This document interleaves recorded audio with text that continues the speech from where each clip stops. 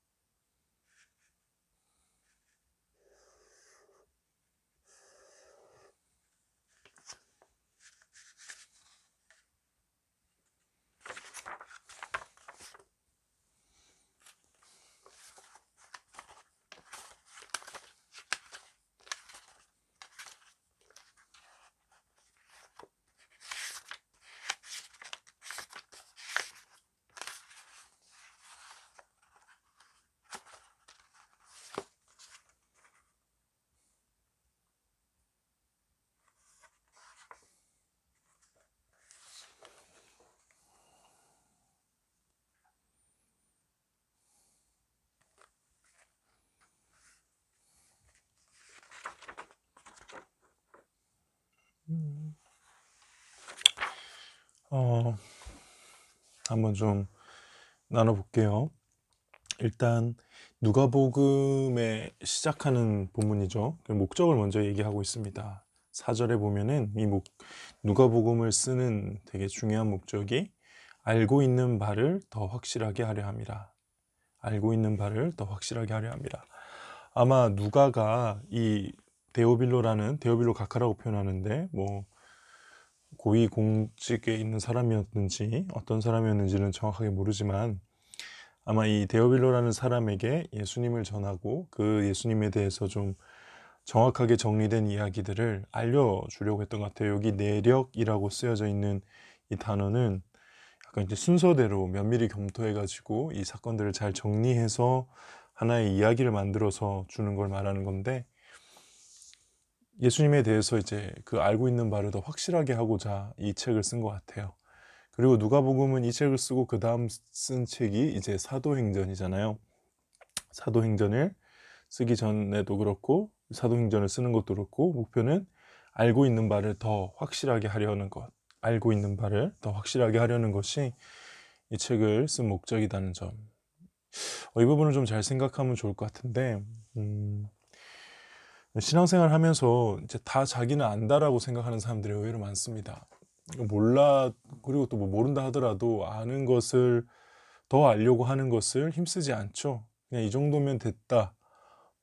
예수 믿고 구원받는 거 알면 됐지. 그럼 열심히 봉사하면 되지. 이렇게 생각하는 사람들이 간혹 있는데, 사실은 신앙생활이라고 하는 것은 이렇게 알고 있는 바를 더 확실하게 다져가는, 더 배워가는, 더 확실하게 하는 것이 신앙생활이라는 것이죠.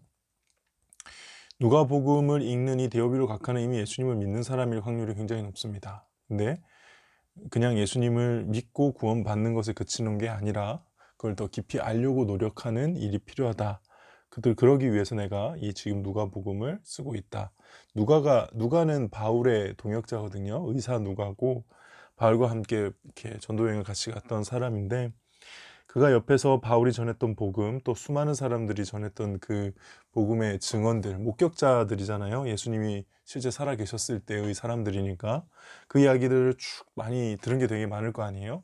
그것들을 정리해서 당신은 이 부분을 알아야 됩니다 라고 전하고자 했던 것, 특별히 당신이 예수를 믿는다고 하더라도 계속 공부해야 된다, 배워야 된다, 알아야 된다, 더 확실하게 해야 한다 라는 메시지를 우리한테 주는 것이죠.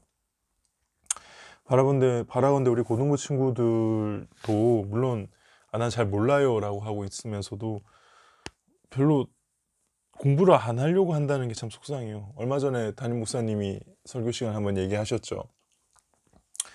성경 말씀이 어렵다. 아니다. 성경 말씀이 어려운 게 아니라 너희가 성경 말씀을 열심히 공부하려고 하지 않는 거다. 성경 말씀보다 전공 지식들이 훨씬 어렵다. 실제 그래요. 성경에 나와 있는 글과 내용들이 중학생들, 고등학생들, 중학생들 국어책보다도 쉬워요. 국어책에 나와 있는 그 문학들이 훨씬 어렵고 그 배우기 훨씬 어려운 건데, 자신의 인생의 성공을 위해서는 열심히 공부하면서 자신의 영혼을 위해서는 성경 말씀을 공부를 안 하니까, 그러니까 낯선 거죠.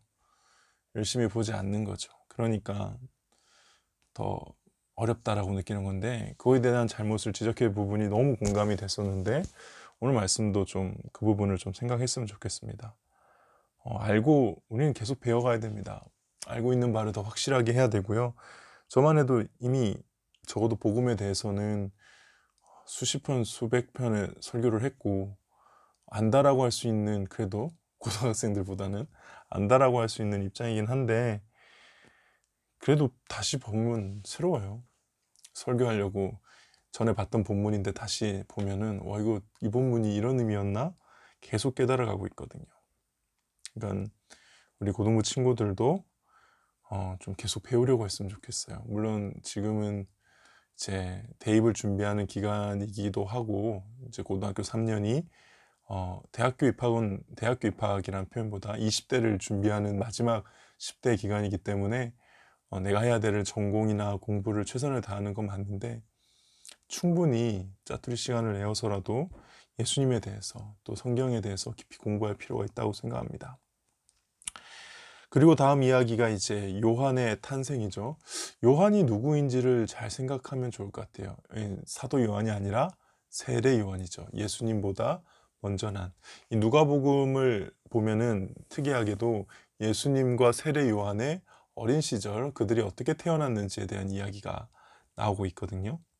네, 참 신기하죠. 그냥 예수님만 보내신 게 아니라 먼저 세례 요한을 보내셔서 예수님이 가실 그 메시아 길을 닦고 준비하게 한다는 거죠. 오늘 본문 보니까는 15절에 이는 그가 주 앞에서 큰 자가 되어, 그러니까 주님 앞에서 큰 자가 되고 포도주나 독한 술을 마시지 아니하며 모태로부터 성령의 충만함을 받아. 이 모태로부터 성령의 충만함을 받는다라는 것은 구약의 개념으로 치자면 선지자다라는 뜻이에요. 선지자로서 이렇게 하나님의 택하심을 받아 그가 하는 역할이 뭐냐? 많은 이스라엘 백성들을 하나님께 돌아오게 하겠습니다. 여기서 돌아오게 한다는 것은 회심을 의미하는 단어이거든요. 그러니까 회심하게 만드는 거죠. 죄 가운데 빠져 있는 백성들을 하나님께 돌아오게 하는 것, 회심하게 하는 것. 그리고 17절에 주 앞에 먼저 가서 아버지의 마음을 자식에게, 거스르는 자를 의인의 슬개에게 돌아오게 한다. 그러니까 주를 위하여 준비하게 한다. 먼저 와서 준비하는 것. 이게 이제 세례 요한의 사역이었다는 거죠. 세례 요한은 그 사역의 모습은 분명 정말 인류에서 존재했던 유일한 사역, 메시아를 준비하는 사역이기도 했지만, 또 폭넓게 보면은 예수를 믿은 모든 사람들이 예수님을 전하는 사역을 할 때에 닮아야 될 모습이 세례 요한이 아닌가 생각해요. 세례 요한을 배워야 돼요. 세례 요한을. 세례 요한이 했던 가장 유명한 말이 있죠. 그는 흥하여야 하겠고 나는 쇠하여야 하리라. 많은 예수님을 전하고 예수님 이름 팔아서 사역하는 사람들이 예수님을 흥하게 하는 척하면서 자기가 흥하고 예수님을 다 깎아먹는, 드러내지 않는 사람들이 많은데, 실제 예수님을 정말 전하는 제대로 된 사역자들은 이 세례 요한의 모습처럼 오직 우리 주님만 드러나기를 바라는 모습이 있어야 한다는 거죠. 여러분들 혹시 지금 이 영상 보고 있는 고등부 중에서 우리 리더들, 사역 찬양팀을 섬긴다거나 뭐 하는 섬김에 있는 사람들은 꼭 기억해야 됩니다. 예수님이 흥해야 되고 우리가 쇠해야 된다는 것. 결국 예수님으로 많은 백성들이 오도록, 그들 앞에 돌아오도록, 회개심하도록 하는 게 우리의 사역이어야 되지, 우리가 드러나고 우리가 영광받고 우리가 높임을 받는 것은 아니다라는 거죠. 그리고 또 이런 이야기가, 사실 비슷한 얘기가 구약에 많이 있죠. 한 제사장, 한 사람에게 포커스를 맞추고 있잖아요. 그 사람이 가지고 있던 한 가지 문제가 있었죠. 자녀가 없다라는. 그리고 그거를 굉장히 많이 기도한 것 같아요. 13절에 보니까는 너의 간구함이 들린지라 라고 얘기하는 걸로 봐서 오랫동안 기도를 한 것 같고, 그리고 그게 굉장히 큰 기도 제목이었던 것 같아요. 25절에 보면 사람들 앞에서 내 부끄러움을 없게 하셨다. 그러니까 잉태하고 나중에 아이를 낳게 되었을 때 이렇게 고백하는 걸로 봐서 이것 때문에 굉장히 힘들었던 한 기도 제목, 한 가정의 오래된 기도 제목을 가지고 기도의 제목이 이야기가 나온다는 거죠. 그리고 그 이야기를 시작으로 해서 하나님의 원대한 구원의 역사를 써간다. 그래서 우리가 개인적으로 가지고 있는 기도 제목들, 아주 작은 기도 제목들이라 하더라도 내가 하나님 앞에서 이 문제를 가지고 씨름하는 그 씨름의 내용들이 어쩌면 하나님이 나를 통해서, 또 그 씨름하는 문제를 해결함을 통해서 하나님께서 더 크게 우리 교회를 위해, 또 이 민족과 사회를 위해서 쓰실 수 있다라는. 그래서 우리는 사실 개인의 문제를 가지고 하나님 앞에 나아가지만은 언제나 그 문제를 풀어가며 풀어가는 인도하심, 하나님의 인도하심으로 인해서 더 크게 하나님이 쓰실 수 있는 계기가 될 수 있다는 점을 기억하면은, 쉽게 얘기해서 우리가 가지는 작은 한 문제 한 문제도 하나님 앞에 기도하는 훈련이 필요한 거죠.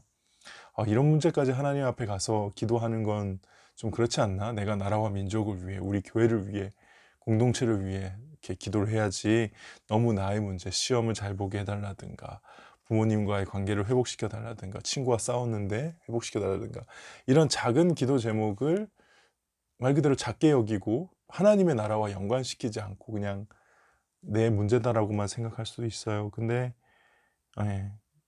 오늘 이 이야기는 한 제사장, 성직자의 한 사람의 그 아이를 낳지 못하는 기도 하나가 결국에는 궁극적으로 메시아 사역에 동참하는 아주 특별한 스토리를 우리에게 알려주고 있습니다.